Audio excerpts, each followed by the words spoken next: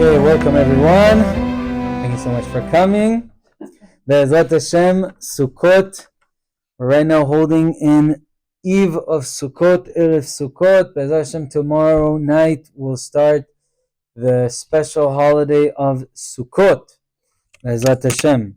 This is a holiday where it says Ve'aita ach sameach. This is the one holiday in the year in the Torah that it says that the entire holiday, all 7 days have to be besimcha. They have to be with a lot of happiness. Be'ezrat Hashem. So this, we call this the holiday of smiles. Holiday of smiles. Now remember, you can ask a question if you want. Okay? Be'ezrat Hashem. So today I want to focus on 3 different prayers in our Siddur. Do you have this Siddur? No. If you have this Siddur, it'll be easier, but what?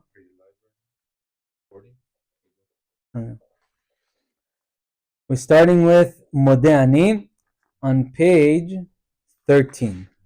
Modeh Ani on page 13. You know, page 13 is the same gematria, as the same numerical value as echad.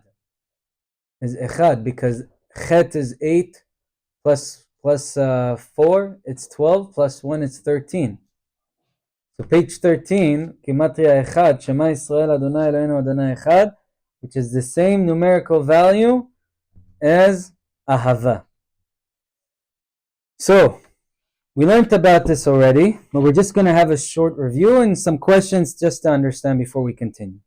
Modeh Ani lefanecha, the simple explanation. I am thankful before you, Melech Chai v'Kayam, King who is living and ever enduring. She'echezat bi nishmati bechemla, for you have restored within me my soul with mercy. Rabba emunatecha, great is your faithfulness. So this is the thing that we say immediately after we wake up. Right when we wake up, we say this. Now, a woman should say, and if you have a siddur for a woman, it would say moda. The proper way of saying it is moda, not modeh, moda. This is for the way the woman would say it. Now, Modeh Ani lefanecha is the thing we say straight when we wake up. So a few questions. First of all, why do we have to say it straight away when we wake up? Why do we say Modeh Ani straight away as we wake up? Why do we have to say that?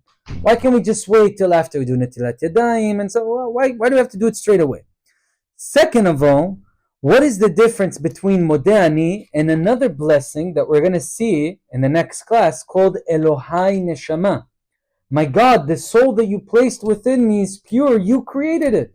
You formed it. You breathed it into me. Beautiful beracha about the fact that one who restores, who restores souls to the dead bodies. On this Siddur, it will be on page 14. Elohai Neshama is a whole beautiful bracha about it. Why do we say Modeh Ani if we anyways have the blessing of Machzir Neshamot Levgeimetim, the one who restores souls to the dead bodies? The Elokai Neshama, beautiful blessing. Third question, are you allowed to say Modeh Ani without Netilat Yadyim? Can you say it without washing your hands? And if so, why? And the fourth question is, where do we find Modeh Ani? Where does Modeh Ani come from? So we already discussed this before, but we'll just do a short review. The source of Modeh Ani is from the Midrash, from a compilation of the traditions of the Chazal, of the teachings that they taught about the Pesukim. Many of them are very interesting. Sometimes it's story, but it's mostly secrets that are covered with simplicity. The Pasuk in Eicha says, Chadashim labkarim rabba emunatecha. In the new mornings, every morning, when the morning renews, Rabba emunatecha, we see how great is your faithfulness. This is where we get Rabba emunatecha in Modeh Ani. Rabba emunatecha comes from a pasuk in Eicha. Says Rabbi Elazar over there in the Midrash, Al shata mechatshenu kol boker uboker. The fact that you go ahead and you renew us each morning. Ani yodim sherabba emunatecha letchiyat hametim. We know that your faithfulness, we could trust you with the resurrection of the dead.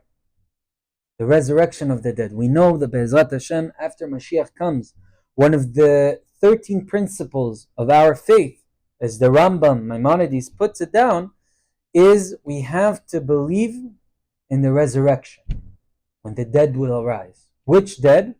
Not any dead. Not Nisrallah, not Hania, not Masoud Abbas. As Hashem, he should die very soon because he's making troubles to Israel. But not these people. We're talking about the tzaddikim. We're talking about the holy, the righteous people. And as we said, the tzaddikim is people who know the direction, people who know where they're going, where they're starting from, where they're getting at. These are the people that are going to rise in the resurrection. Now, the resurrection is one of our principles of faith, and someone who doesn't believe in the fact that there's going to be Techiyat Hametim, that there's going to be a resurrection, says the Maimonides in his book, he is considered a heretic. A heretic. Heretic means someone who does not believe in HaKadosh Baruch Hu. If you don't believe in the resurrection of the dead after Mashiach comes, says Maimonides, says the Rambam, you don't believe in HaKadosh Baruch Hu. You're not a Jew. You're not a Jew. The purpose of a Jew is you believe in HaKadosh Baruch Hu and you spread the light onto your fellow man, woman, doesn't matter. And to the nations, of course.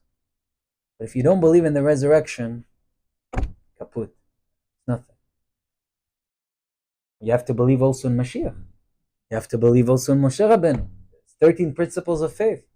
If you don't believe in Techiyat Hametim, says the Rambam, this is one of the most important, and he lists it as the last one, as the last principle that finishes everything is Techiyat Hametim. Now, just on a side note, why is that?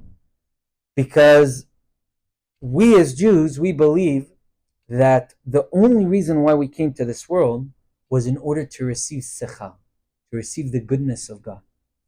God is Hatov v'Hametiv. This is very deep. This is very deep concept as discussed by the Mekubalim. It's called Nahama de Chisufa, bread of embarrassment. If HaKadosh Baruch Hu would create us as neshamot, who have everything, and he just keeps bringing us an abundance of good, without no trial, without no test, then it's like we're getting bread as we're embarrassed. It's a concept of like, what do we have to show for what we have? When you travel in a neighborhood where people have nice houses, big houses.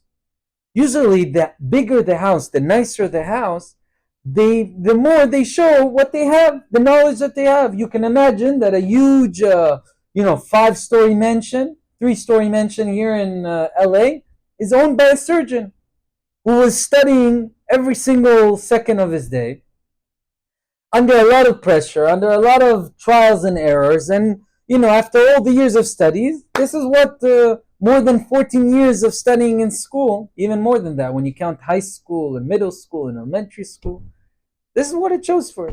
A beautiful house, a Mercedes-Benz, maybe a Porsche, a Ferrari. That's what you have to show. Lehavdil elef avdalot. What do we show if we're going to get all the abundance of good with no test? Says David HaMelech, V'ani kirvat Elohim lito. What's the ultimate good of this world? To being close to HaKadosh Baruch Hu. As we said, that was the purpose of the Teffilah, to connect to God. The only way we can connect to God, and we discussed it on our previous shiur before Rosh Hashanah, on our second shiur, was that it can't just be a soul type of an experience. It's not a purpose of separating the soul from my physical essence. Together, I'm supposed to benefit from God. That is Techiyat Hametim. Techiyat Hametim is when HaKadosh Baruch Hu is going to bring all those tzaddikim, all throughout the generation. All those people who were righteous in business, all those people who were righteous in their home, all the people who were able to keep shalom bayit, all the people who were able to keep shalom in their family, all the people who were able to be honest and not tell lies and not cheat other people, right? All those people who were able to do the best of their ability to follow HaKadosh Baruch Hu in the best way they were able to, they are the ones who are going to rise in the Techiyat Hametim. These are the people who are going to rise.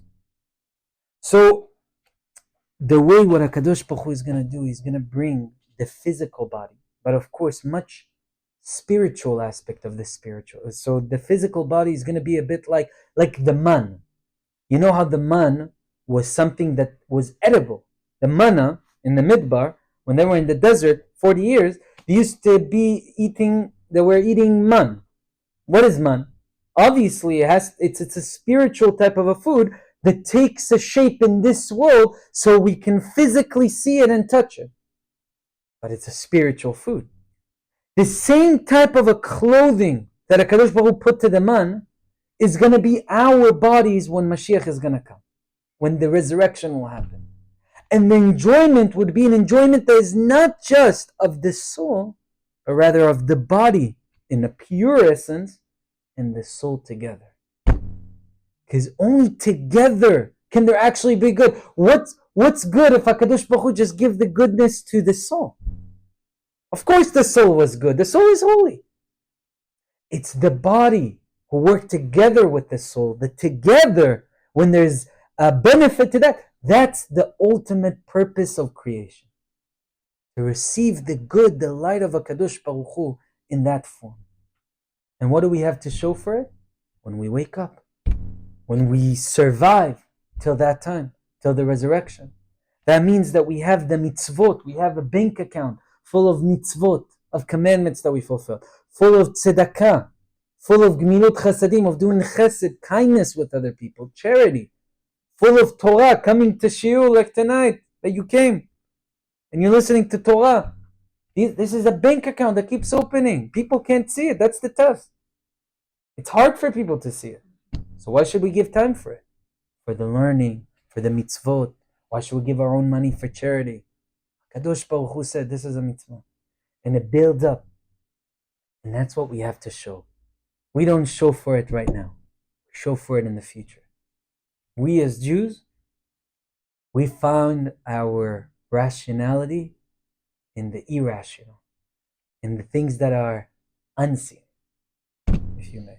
So that's the purpose of Techiyat Hametim, the resurrection.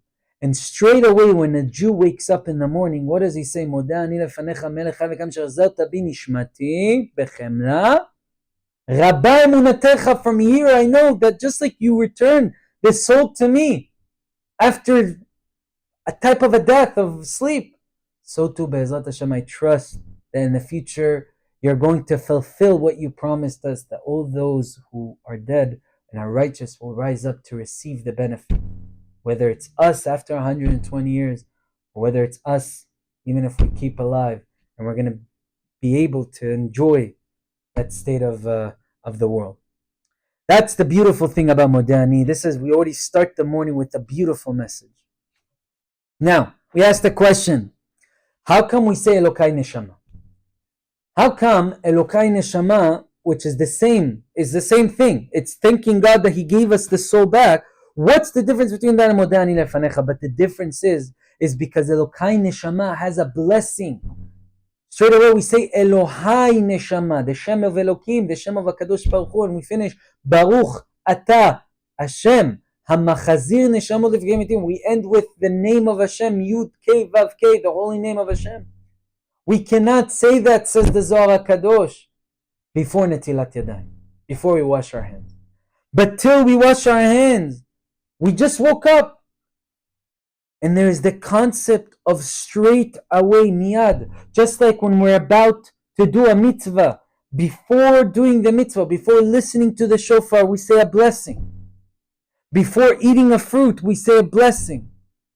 Before enjoying anything in this world, we're commanded to say a blessing, to give gratitude to HaKadosh Baruch Hu. Same thing when we wake up. We don't want you to wait till after you do Netilat Yadyim, and you say Al Netilat Yadyim, and then you thank God, and then you go to the bathroom, and then you thank God for Elokai Neshama. No. Straight when we wake up as a Jew, the purpose of your essence as a Jew is to have gratitude and to recognize HaKadosh Baruch Hu. That's the purpose of Modeh Ani. Even though we have a blessing of Elokai Neshama, Modeh Ani comes to tell us, Rabotai, you woke up, straight away you think. Don't wait. Don't take your time with that. Open your eyes and think. Modeh Ani lefanecha. Now, is a very interesting concept that I want to talk about, which is the secret of starting your morning like this. I want to bring 3 proofs to show you that everything in Judaism and in your life, especially from the Torah, we find that everything goes after the beginning. If you start good, your day is going to be good. Bilam HaRasha says, Bilam, the famous prophet, wanted to curse Israel but instead blessed them.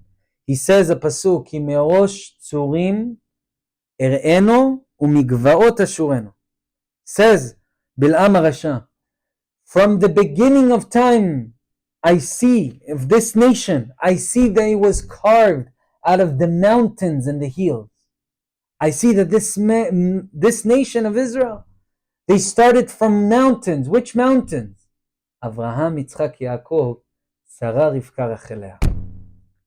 Avraham, Yitzchak, Yaakov are the great mountains, and Sarah, Rivka, Rachel, Leah are the great hills where Am Yisrael came from. This is the birth of Am Yisrael. This is where they started. Says Bilam HaRasha, even though no one knows what's going to happen with this nation, Avraham, Yitzchak, Yaakov, all they heard was that Hashem is going to send them into the diaspora, and they're going to be suffering, and there's going to be this, and there's going to be that. But says Bilam HaRasha, because the beginning of this nation was Avraham, Yitzchak, Yaakov, because it was Sarah, Rivka, Rachel, Leah, our holy mothers and fathers, that started this nation. From that we know that this nation is going to be strong, no matter where it is, because the beginning was good. Proof number 1. Proof number 2. In Bereshit, we're about to read in the Torah about the story of the snake tempting Chava, the first woman, and Adam, the first man, to eat from the fruit of the tree of knowledge. HaKadosh Baruch Hu goes and he curses each and every one. Chava, the first woman, he curses her with the pain of childbirth. Adam, he curses him with the pain of trying to bring parnasa. How much it's a burden on a man. To bring parnasa to the house, to bring sustenance to the house. And the snake, the pasuk says the following. The verse says as follows in Bereshit, chapter 3, pasuk 15. Hu yeshufcha rosh v'ata teshufenu akev. Hashem tells the old snake, the first snake, the Yetzer Hara, you and mankind, you guys are never going to fit. Hu yeshufcha rosh. He will get you by your head, v'ata teshufenu akev, but you will get him by the heel. That's the relationship of humankind and the snake and the Yetzer Hara, the forces of temptation, of evil. This is the secret. Says Rav Chaim Vital, the famous student. Says Rav Chaim Vital, the famous student of the Ari HaKadosh, of the Holy Master Ari, Rav Yitzchak Luria Zichrono Livracha. Says Rav Chaim Vital, the holy student of this great person. He says, God said to the snake, a person, every human, every man, every woman, as a Jew or even as a Gentile, we have power over you. Over you, the Yetzer Hara, the Satan, if we come from the beginning, from the head. If we come from the head, in the beginning of the day, we already conquer the Yetzer Hara in whatever way. If we already conquer the forces of evil, the temptation, our temptation, then he's done. The rest of the day we know that we are winning. But you, the snake, you will have power over the men where? When? In the ekev, in the end, in the heel. If a man straight away or a woman wakes up in the morning and straight away they're on their phone looking at the news and they're reading about this and they're reading about that, or straight away they're starting a Candy Crush game. They're starting to play Candy Crush. Straight away in the morning, Who has control over you? Candy Crush. The games. The temptation of keeping on going and keeping on playing and what? In shtuyot. It's fine to play it later on. But straight away in the morning. How much emphasis we have to put to the morning that if we defeat, conquer our beginning, the rest of the day is going to be great. Ata teshufenu akel. But you Yetzer Hara, if you see that he starts, he's already watching YouTube and videos and news, and he brings on himself sadness, and he brings on himself stupidity, and he brings it straight away from the morning. How do you think your day is going to be? Just like the beginning. Everything is dragged by the beginning. If you start good, you're fine. You control. But if you start with the Yetzer Hara straight in the morning, he's in control. Our rabbis tell us, straight away in the morning, what do we say when we wake up, when our eyes are open? Modeh Ani lefanecha. Don't wait. Straight away when we wake up. The secret of beginning. And the last proof I'm going to bring you tonight is our rabbis say a very famous statement, which has an halachic, actually legal type of understanding, but it's also understood in its spiritual essence, and that is, someone who comes to kill you, if you're walking in Malibu, and Rahmana litzlan, you see someone coming with a knife towards you, you have to go and kill him before. Only if you know that he wants to kill you, you have to go. If we know that there is a certain nation who wants to kill us, wants to nuke us, wants to do something to us, our obligation is to go ahead and defeat them first. Hashkem, wake up early to kill him. Our rabbis tell us, our sages tell us that this has more than just the legal ramification of, halachically, are you allowed to kill someone? This is referring to a person when he wakes up in the morning. Every morning, the Yetzer Hara, Habalo Gecha, he comes to kill the spirituality out of you. That's his job. That's what he was commanded by HaKadosh Baruch Hu. And your mission in this world is to Hashkem Le'orgo every time. You go and you fight him. Why do you think the Shacharit is the longest prayer in the morning? It's such an interesting concept. Mincha Arvit is this short. Mincha is this short. Arvit is this short. Shacharit is long. It starts from page 13 and it goes all the way till page what? All the way till page 271. Because everything is from the beginning. The Yetzer Hara is the strongest in the morning when we wake up, when we start our day. He wants to get us to stop. What do you think when you miss Shacharit in the morning, when you don't pray in the morning? If you want to accept on yourself a prayer to keep on top of, it's Shacharit. Because if you start your day the right way, and this is not just in the spiritual aspect, in the physical aspect, if you start by eating healthy things straight away in the morning, if we start by exercising the right things straight away in the morning, if we start with a smile straight away in the morning, even though it's hard, if we start with a shalom straight away in the morning, that's how our entire day, it's going to be based off of the beginning. The beginning has power. Look at it, then the beginning, you're going to give your 100% to HaKadosh Baruch Hu, to your family, to the people around you, to your friend, to your job, even to your job. If you start off your job in the morning good, don't worry about the rest of it. It's going to be good. It's in your hand. But if in the morning you see already that you're, watch out. Hu Yeshuvcha, he's going to come. These are three reasons, and we see from here how much it's important to start our day. Because we're dealing with Modeh Ani, this is why I thought I should tell everyone, to just enlighten everyone to know how much emphasis in Judaism we give to the beginning. Says Rashi, Kol ha'atchalot kashot. Our sages say all the beginnings are hard. Why? Because where does the Yetzer Hara, where does the temptation, where does the laziness come into us? In the beginning. But we all know, once we began and we did it the right way, it becomes easier. But in the beginning, it's hard. Make sure that in the morning you wake up.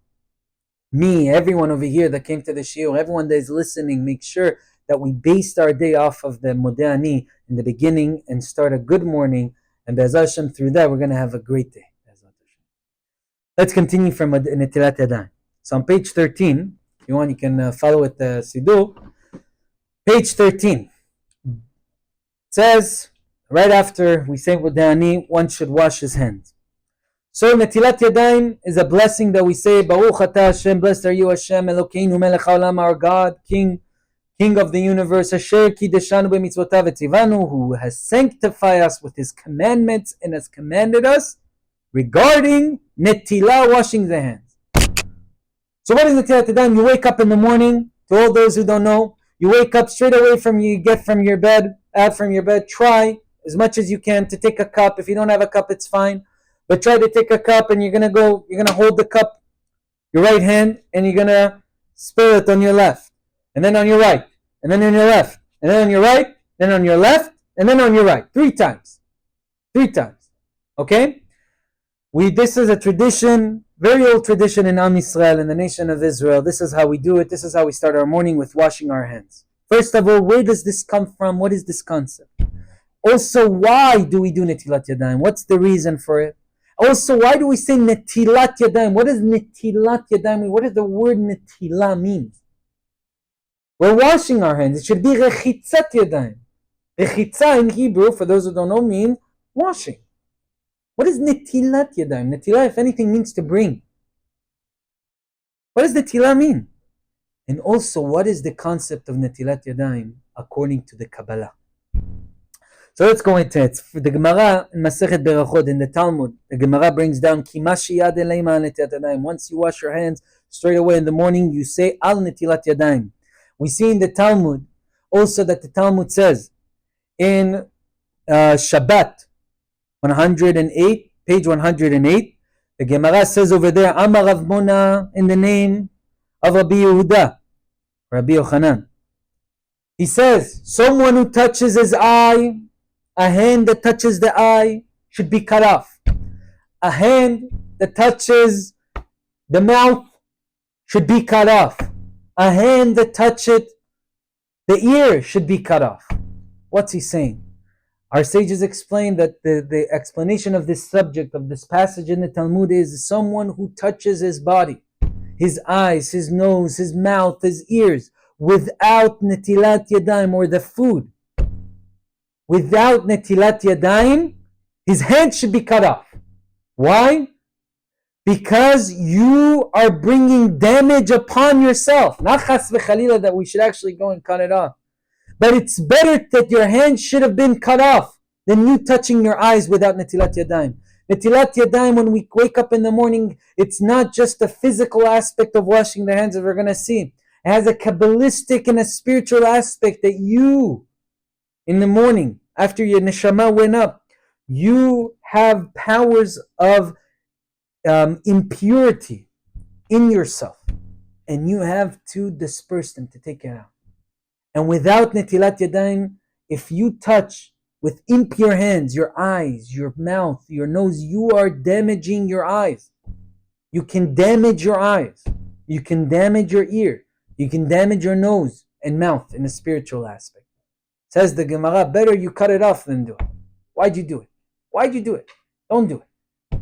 This doesn't mean, for anyone who's watching, this doesn't mean the Gemara is saying cut it off. It's just a way of the rabbis telling us, in a way, how much that we should understand, how much this is important. When we wake up, don't touch anything. Wash your hands first. And when you wash your hands, don't wash it on your sink where there is cups or anything. These are not good waters, the ones that are coming down. These are not good waters. These are not holy at all. These are impure. Make sure they go straight into the sink. They touch nothing in the middle. Make sure that when you wash it according to this way. This is why we do it in such an interesting way. We don't wash 1, 2, 3 like we do for bread. For bread we do 1, 2, 3, 1, 2, 3. But for this one, and I'm sorry, in the beginning I gave an example where you take your right hand and you do it on left. That's not true. We take the left hand and then we wash the right. Left serves the right hand in Judaism all the time. The right hand, even if you're a lefty, doesn't matter. The right hand gets precedence. Yamin Hashem Romema. The right hand gets precedence over the left hand. So we take the left hand, you take the cup, and you wash. 1, 2, 3, 4, 5, 6. 3 times. 3 sets of washing the hands. It is very important. It is very, very important to do Netilat Yadyim in the morning. Now, what is the reason for Netilat Yadyim? The simple reason, let's not get Kabbalah involved yet. The simple reason, we have two different reasons. First one is brought by someone called Rabbeinu Asher, the Rabbi Asher, who writes, he lived in the 1200s, 1300s. He says, the reason why we do Netilat Yadyim is because our hands, in the night, they touch the improper places. They touch places that are usually covered, concealed. Because of that, our hands are not clean. It has nothing to do with impure, spiritual, bad things. Just unclean hands. And before you do the service of Hashem, clean your hands. Clean your hands. That's one reason. The second reason is brought down because in the morning our neshama leaves. And in the morning, every morning our neshama comes back. And we start our day again. And because we start our day again, it is very important to us, just like a Kohen, a priest who is commanded from the Torah when he walks into the holy temple, Be'ezrat Hashem, that should be built, that a Kohen has to make sure to wash his hands before he does the service of Hashem, even if they're clean. Because it's just like you're walking into some, VIP event. Make sure that you put some hand sanitizers, clean your hands. You're about to meet some very important people. They're not going to touch you I used to meet a guy like this. If he didn't see you, he's very rich, worth more than $500 million. Used to be in my shul. Very nice guy. But if he did not see you wash your hands or hand sanitize them, when you put out your hand, he would shake you over here. He wouldn't touch your hand. It's not sanitized. I don't touch that. In very VIP events, they have this concept. There's a butler who's right outside. This is like a very royal type of an event. There's a butler. He has a nice outfit, and he has a little towel, and he gives it to you, and he says, "Please wash your hands." And you wash your hands a little here, and there. You dry it, and you go in to the event. The Havdil Elef Avdalot, this is for stupid things. This is for stupid events that come and go once in a while. People eat, get drunk. There's the Havdil Elef Avdalot to HaKadosh Baruch Hu's service. When it comes to HaKadosh Baruch Hu's service, just like the priest in the Bet HaMikdash, so too every single Jew, man, woman, child, when we come to do HaKadosh Baruch Hu's service, we have to wash our hands. It's a different reason. The two reasons. One, because it's unclean. The other one, it has nothing to do with unclean or not. It's just we're washing our hands for the sake of the new service. It's a new day. It's a new service. We're washing our hands towards that, just like the Kohen. Understood? Capish? Perfect. Now, where does the word Netilah? So let's explain. What does Netilat Yadyim mean? Netilat Yadyim. So, there's a rabbi called Rav Yerucham, also from the 1200s, one of the early sages. And he says, listen, the cup in the Aramaic, right? The Talmud was written in Aramaic. Our greatest sages from the time of the Holy Temple were where? We're from Persia, Babylon. Aramaic was a language spoken in those areas. The cup of Netilat Yadyim is called Antal. That's the name, Antal. Has the words Natal. So they called it Netilat Yadyim on the name of the cup. But me and you know, right? Me and you know that the rabbis are not just gonna institute something because the name sounds like it, right? There obviously is more just to the fact that the cup is called that, so because of that they said Al Netilat Yadyim. So what's Al Netilat Yadyim? There's a very, very holy rabbi called Rav Naftali Hertz Halevi. He was a student of one of the greatest rabbis in Jerusalem, Mekubalim, called Maharil Diskin. And Rav Naftali Hertz Halevi was a big Mekubal himself. He was a big Kabbalist. And he writes the following about Netilat Yadyim, and this one you probably want to pay attention to if you like Kabbalah. Al Netilat Yadyim, he says, each and every one, as we're going to go through, corresponds to a certain Sefirah. There's the 10 Sefirot, as we all know. There's the 10 attributes of the ways that Hashem is known to us in a way. The attributes of HaKadosh Baruch Hu, that through them He gives us sustenance and all kind of influences, all kind of things upon us. One of them, the first one of the Sefirot is called Sefirat Keter, crown. That's the first one. And Al Netilat Yadyim is corresponded to the Sefirah of Keter, of the crown. The first Sefirah of the 10 Sefirot. And the purpose of this Sefirah, the purpose of this attribute of Keter, what it comes to do in this world is we bring things, it brings things from the world, from this world to the world above it. Explanation. We know that there's 4 worlds, there's 4 general worlds in this world, right? There is Asiyah, the world of doing things, the world that is more of a physical world. This is this world, Asiyah. The next one is called Yetzirah. The next one is called Beriah, and the next one is called Atzilut. 4 worlds. The highest one is Atzilut. The Zohar HaKadosh tells us, Rabbi Shimon Bar Yochai tells us, that the way God works and how He brings shefa, influence into this world, abundance into this world, is through the worlds. Nothing comes directly from the light of God. It comes down and it filters down in the worlds. Now again, this is not something that we're able to imagine, but just for the sake of understanding, imagine a chain. When you have a chain, metal chain, each chain is connected like this. So, like that, like that. It's called Hishtalshelut ha'olamot. It's the concept of Hishtalshelut, of everything coming down and filtering through the worlds. And each world is connected. And each world is connected to the one above it. And it goes down. So HaKadosh Baruch Hu decides He's bringing refuah, it filters down through the worlds, one after another. Yes, exactly. Tanya goes through the length of it, exactly. Chabad are the ones who teach a lot about what Ishtalshelut is and how it works. B'ezras Hashem, we will expand on this even more.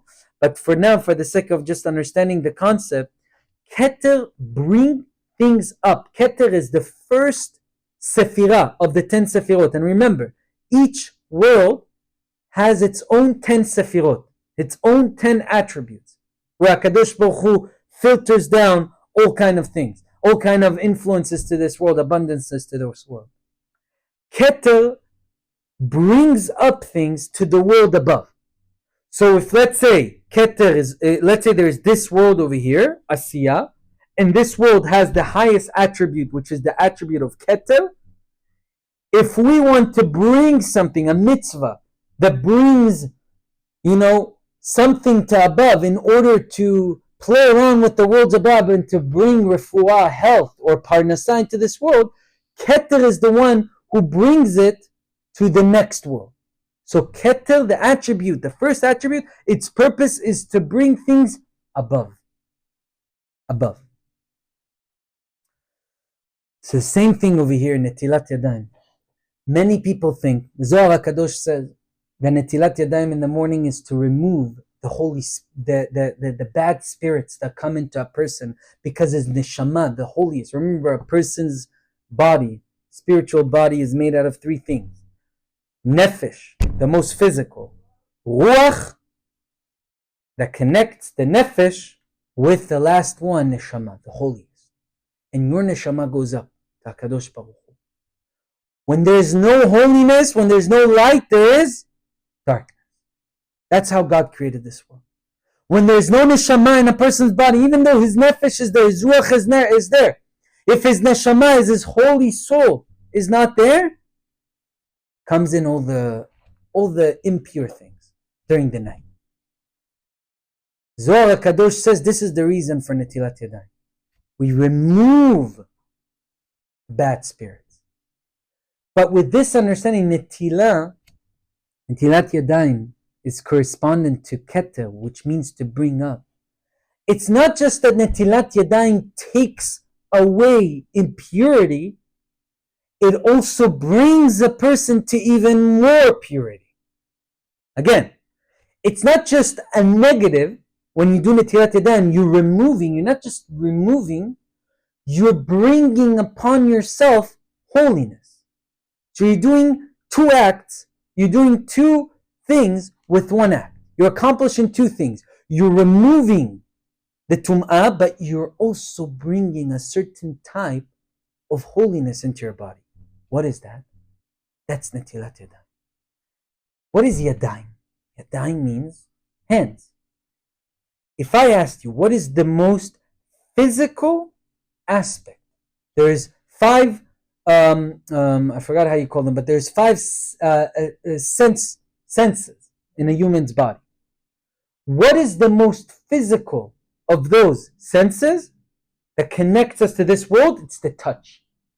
When we touch physical things, we feel them. How do we touch? With our hands. Our hands are the way that we connect to this world. Our hands are the things, are the limbs. Yes, the leg touches, the mouth touches the food. You're right, 100%.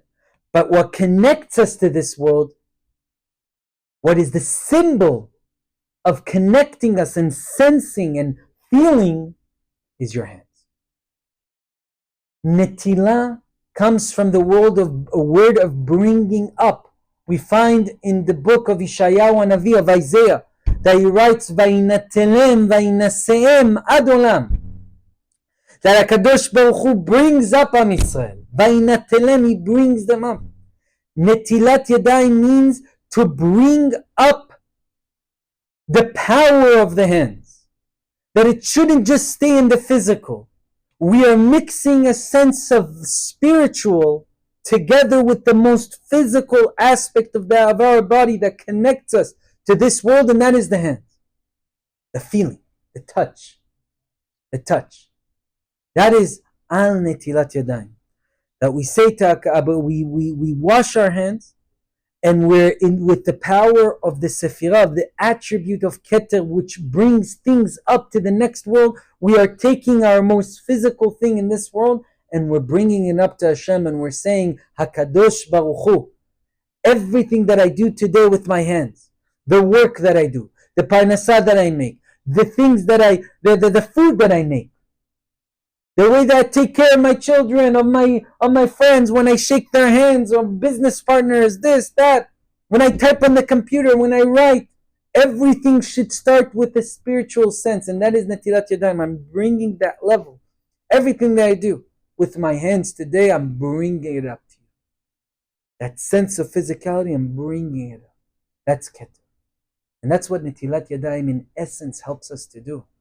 It helps us, and it's the reason why it's so important to do it in the morning, is that it sets the day, it sets the mood for the day.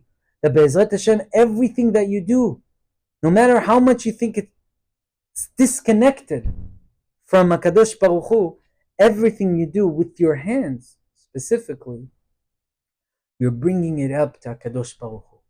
As we say all the time, V'inoam Adonai Eloheinu u'maaseh yadenu konena alenu u'maaseh yadenu konena. V'inoam Adonai Eloheinu alenu. The comfort of God should be upon us. U'maaseh yadenu konena, and help us that whatever we do, koneneu, build it. Make sure it stays. If we build a business, make sure it stays. If we build a house, make sure it stays. If we build a garden, if we build a cage for chickens, I don't know, whatever it is. Whatever we do, Maaseh Yadenu Koneneu, make sure HaKadosh Baruch Hu that stays and it lasts. For what? For our own benefit. For our own benefit, for our own enjoyment. No. That it should be based with spirituality. Everything.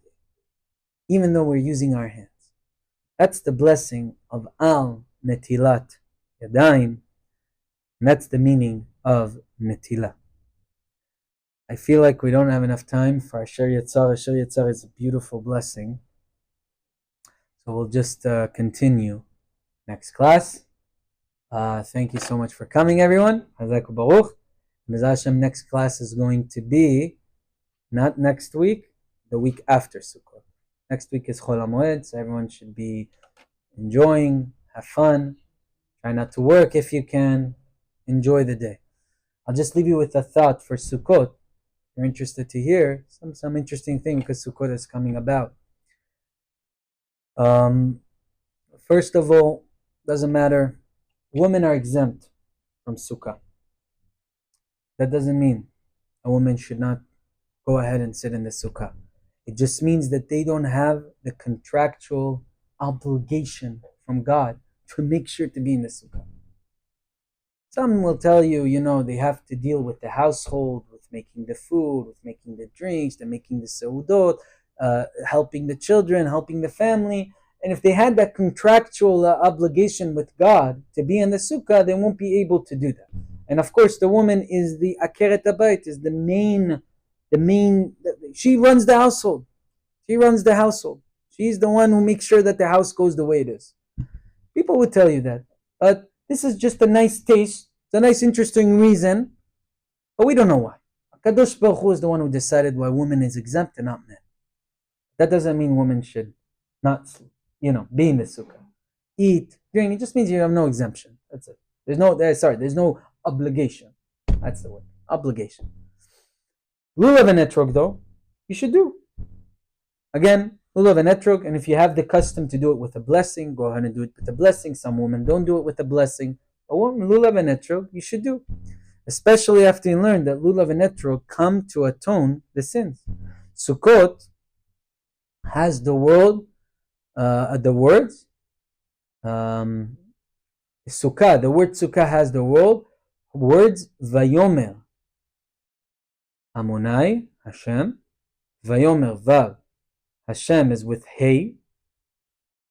Salachti, with a Samech, Kidvarecha.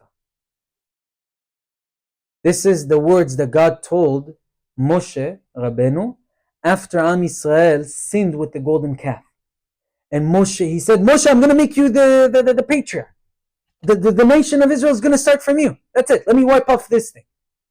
Again, never chas v'chalila did he mean that. Never we should think that. He promised Avraham, Yitzchak, Yaakov that these should be his children. But he wanted to see what Moshe Rabbeinu does. Is Moshe Rabbeinu going to be standing on the side? Yeah, go ahead. Or he's going to be like Avraham Avinu, who when HaKadosh Baruch Hu told him, I'm going to destroy Sodom, what did Avraham Avinu do? He started praying, maybe there's 50 tzaddikim, maybe 40 tzaddikim, maybe this, maybe that. Don't! He wanted to see Moshe Rabbeinu's quality as a leader. But in the end, after HaKadosh Baruch Hu said that, Moshe Rabbeinu prayed and he prayed and he prayed, and then what did it say? Vayomer Adonai salachti kidvarecha. Salachti, I have forgiven Israel like you told me to. Like you told me to. The Rashet Tevot, the acronym of this is Sukkah. Sukkah. Vav Samech Chaf Hei Vayomer Adonai salachti kidvarecha. Beautiful message to tell a person right after Yom Kippur, which was made. The reason why Yom Kippur was made as Yom Kippur is to atone the sin of the golden calf that even till today we're suffering from. Even till today. That's why we lost the Beit HaMikdash. The golden calf. Even till today it still applies. And we're here to atone that sin. Sukkah comes and does that. It comes right after Sukkot. It comes right after Yom Kippur. Right after Yom Kippur to do that. Lulav in Hebrew. Etrog. Hadas. Arava. The numerical value of them is 1024. 1024. The Mizbeach, the altar, where they used to sacrifice all the sacrifices to atone their sins. Its measurements were what? 32 amot on 32 amot. Amot is a way they used to measure back in the days of the Torah. Amma was their feet, their meters. Amma. The Mizbeach, the holy Mizbeach, the holy altar that HaKadosh Baruch Hu told us to build in the temple was supposed to be, the diameter of it was 32 on 32. 32 times 32 is 1024, the same numerical value as lulav, etrog, arava, and hadas. To tell you that just like the altar, a mizbeach, they used to be, the reason for it was to bring sacrifices, to atone. If a person sinned by mistake, he said Hashem's name falsely, whatever it is, he lied. He goes to the Bet HaMikdash for the mizbeach and he brings an offering, a korban. So too the lulav, etrog, arava, the four sets, the four species of the sets that we're supposed to take on Sukkot, they atone the sins of Am Israel as well. 1024. How important it is to make sure that every day, that's why we do it in the Sukkah, because the Sukkah is Salachti Kidvarecha, I've forgiven you. Moshe, I've forgiven Am Israel. It's very important not to shake it out here. Shake it in the Sukkah every morning, in the morning before you go to work. If you go to work, if you have to go to work, shake it in the morning, starting from Thursday morning all the way till Tuesday morning. Tuesday morning is the last day. Next Tuesday. This upcoming Tuesday. From Thursday morning till Tuesday morning, shake the lulav and etrog with a blessing. Shake it. Do it to all 6 corners, up, down, east, west, north, south. You can see in the Sidurim the exact way of doing it. You're atoning your sins. This is the time where we take the lulav like a spear and we say, Dida Natzach, we won. We won. We came out and we won. We won the Yetzer Hara. We won the Satan. We won the judgment of HaKadosh Baruch Hu. And we are Zakai velo Chayav. We are pure. We are exempt. We are good. Ezrat Hashem, as it says, Va'ita ach sameach, make sure to be happy, and let's have an amazing Sukkot. Ezrat Hashem, chazak u'bo. Thank you, everyone.